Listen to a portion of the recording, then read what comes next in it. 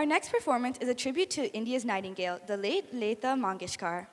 India's legendary songstress mesmerized the globe for the last 70 years, and now we will see a beautiful tribute to her loving memories. Get ready for some beautiful singing by Neeta Paranjpe, who is an accomplished singer visiting from India.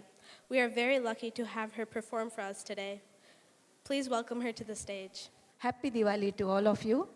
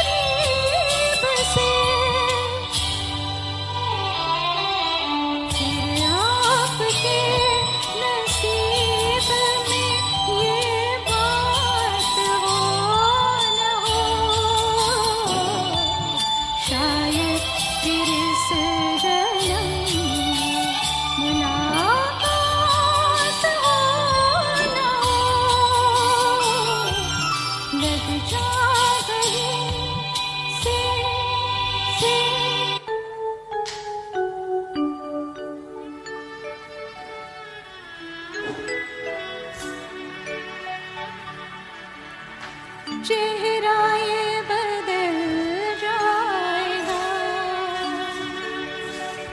मेरी आवाज़ ये पहचान है, गर याद रहे। Thank you.